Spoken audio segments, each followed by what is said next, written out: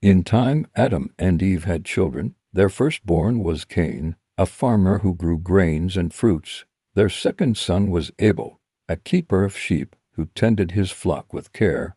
The two brothers, though different in their occupations, both brought offerings to Jehovah in thanksgiving.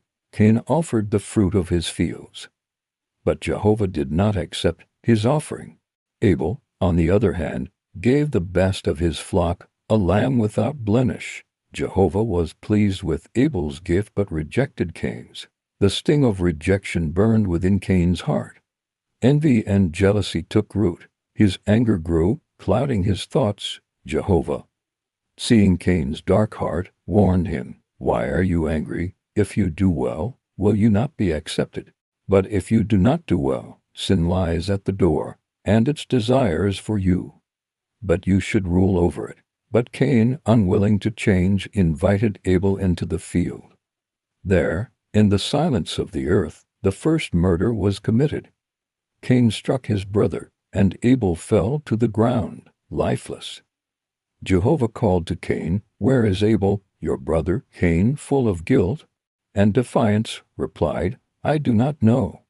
Am I my brother's keeper?" Jehovah's voice grew heavy with sorrow. "What have you done?"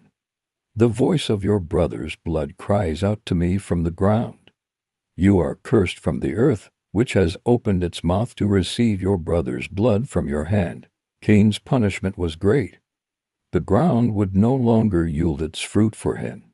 He would wander, a fugitive, without a home. But Jehovah, in his mercy, placed a mark on Cain to protect him from being killed by others, a sign that justice would not come at the hands of men.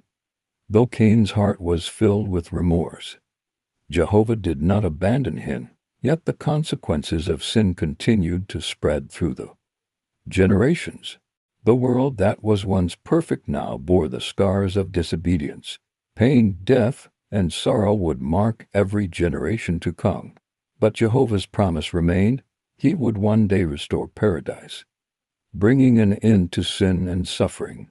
Abel, though dead, would live again in the new world, a world where death and pain would be no more. The first act of sin, the first murder, and the first separation from Jehovah marked the beginning of humanity's struggle. But in the midst of the tragedy, there was hope, the hope of redemption, of a future where mankind could be reconciled to the Creator once again. And though Adam, Eve, Cain, and Abel have passed from the earth, their story lives on as a reminder of the consequences of disobedience and the eternal hope of redemption.